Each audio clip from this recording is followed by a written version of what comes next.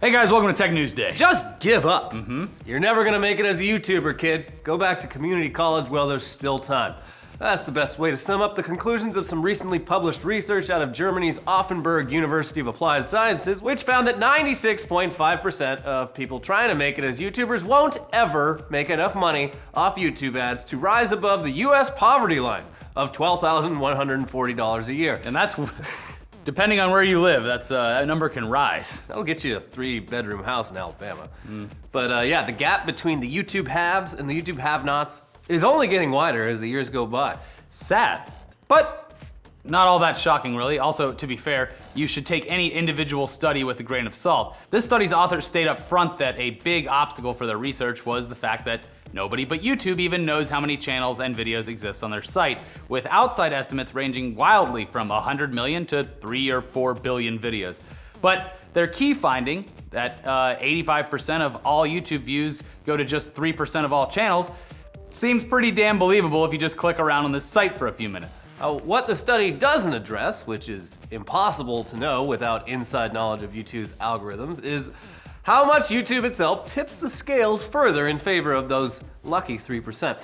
But it's also just as believable that all of this is just a natural human phenomenon and viewers are simply less inclined to explore outside their sub-blocks than they ever were in YouTube's early days. Anyway, one particular finding stands out to us, and it's that different categories of videos have vastly different chances of success on YouTube. For starters, the people and blogs category, aka vloggers, that's an absolute dead end, with the lowest chance of success. Yeah, the Paul brothers have become obscenely wealthy off broadcasting their daily idiocy, but the category as a whole has the lowest chance of success. Channels focusing on vlogs have just a 0.4% chance of getting into that exclusive 3% club. And those odds are likely only going to get worse.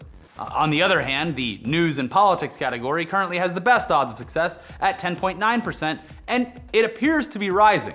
Yeah, so now when someone comments on our videos that we should stick to gaming, we have a rebuttal. Gaming videos only have a 5.6% chance of success, young man. News and politics has almost double that. So we'll stick to what we're doing.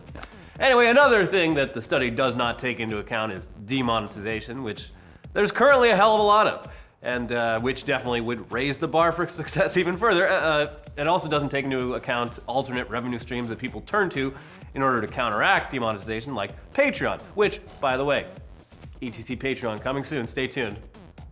Yes.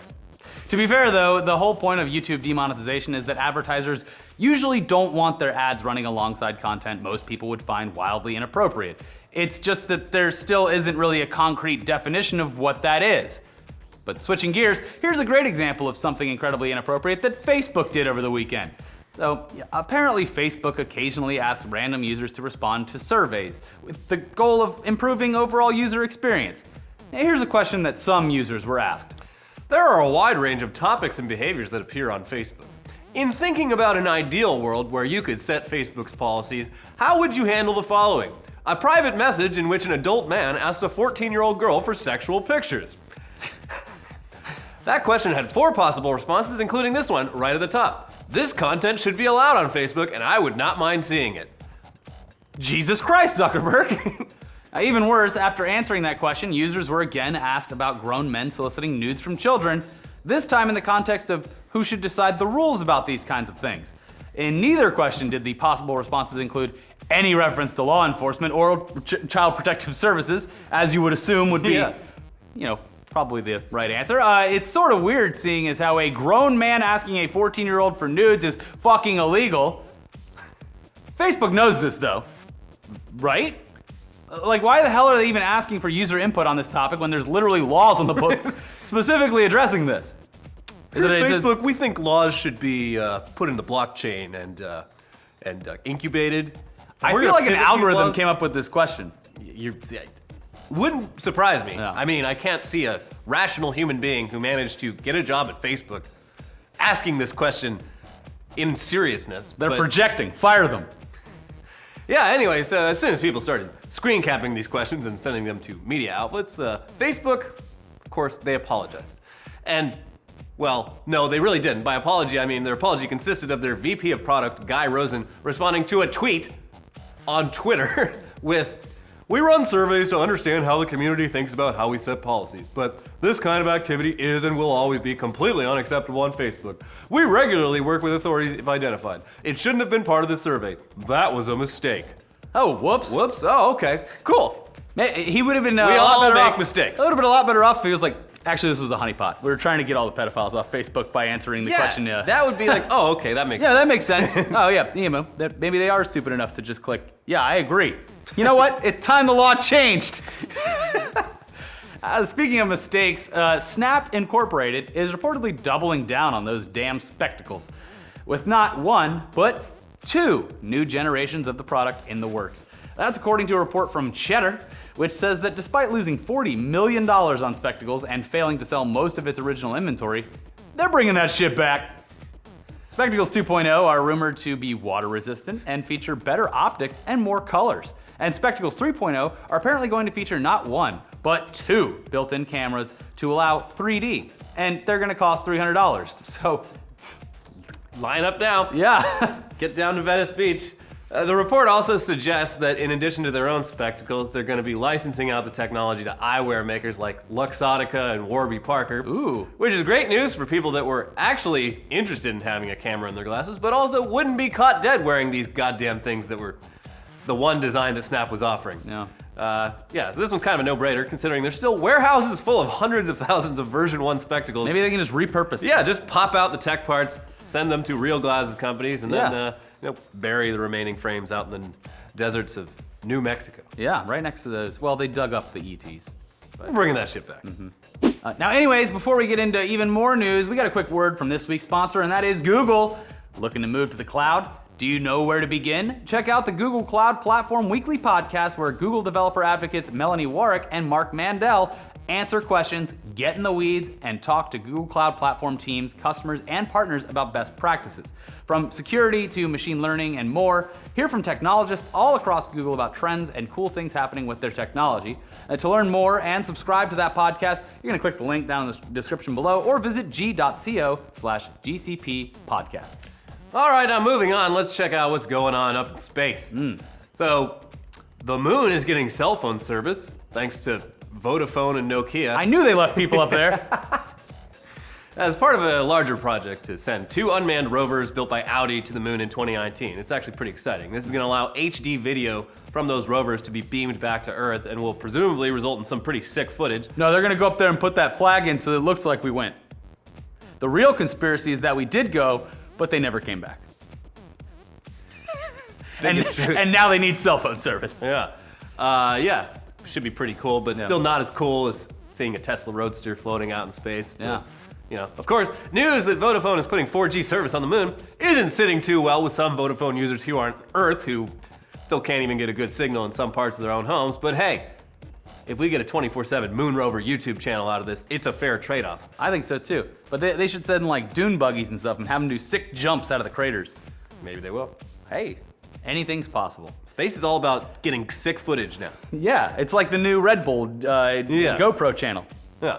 That's what they should do with all the GoPros. Send them to the moon. If you have the resources to get something to the moon, I think the law says you're allowed to do whatever the fuck you want. Yeah. You've done the work. Snowboarders up there and stuff too. Yeah. Extreme sports on the moon. Less gravity, cooler tricks.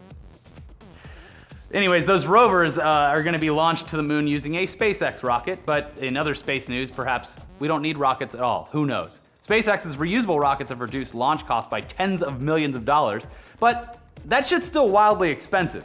What if we could just catapult shit into space for the low price of $500,000? That's what one startup company called Spin Launch is trying to do, though it's a little more complicated than a literal catapult or trebuchet. Trebuchet community is going to be very excited about this. Crazy. It involves spinning a centrifuge to hypersonic speeds before releasing a vehicle into the sky. However, some very big obstacles here seem to be the air resistance and G-forces that cargo would have to be able to withstand, which critics say are going to be very expensive problems to solve. So maybe don't hold your breath waiting for space catapults to be a thing just yet. Yeah. Plus, we'll all probably be dead before any of that happens, thanks to Russia's newly unveiled nuclear-powered cruise missile, which Vladimir Putin says can hit any target on Earth and is impervious to all missile defense systems. They did it.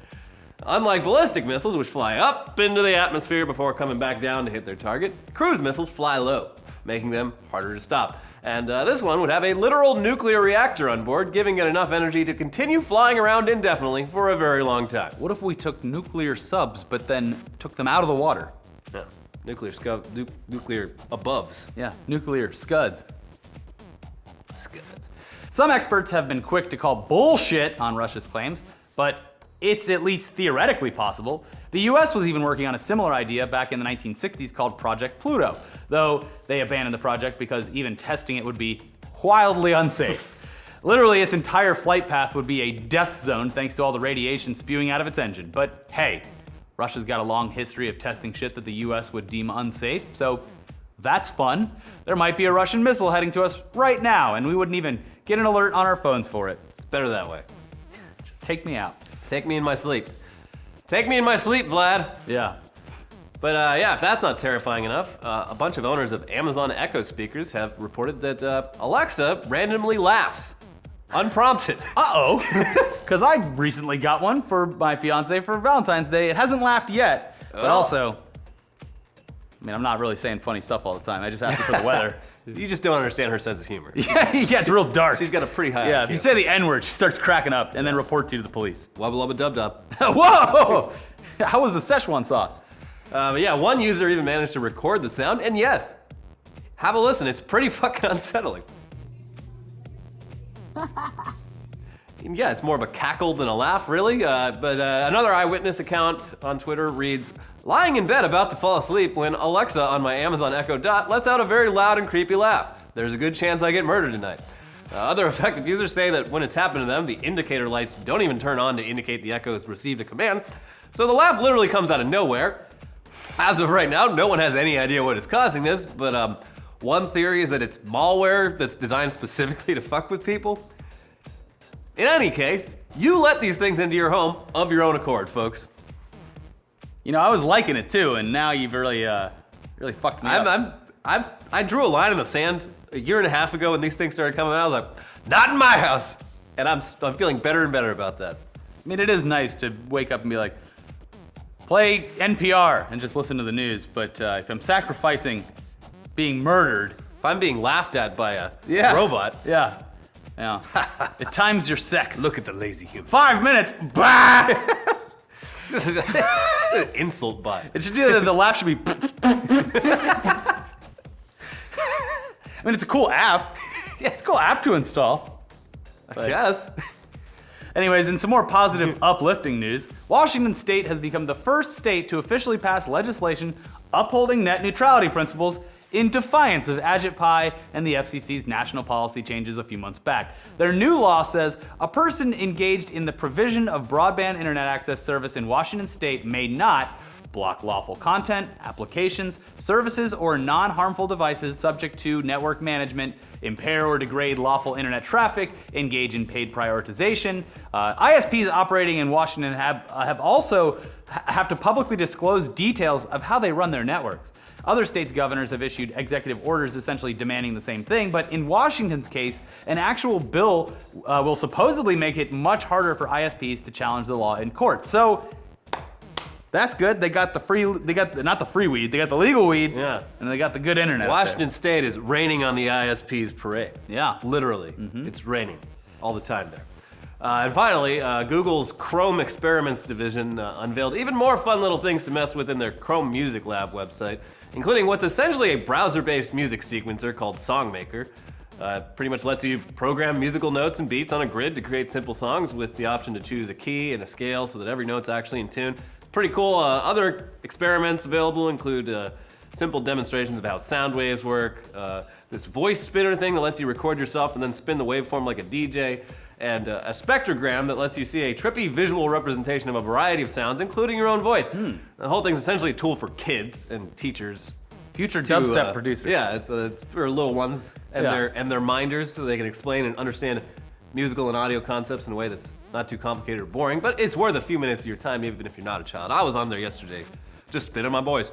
It sounds fun. It's fun. Anyway, speaking of Google, they sponsored this episode, so again, we have to ask, are you looking to move to the cloud?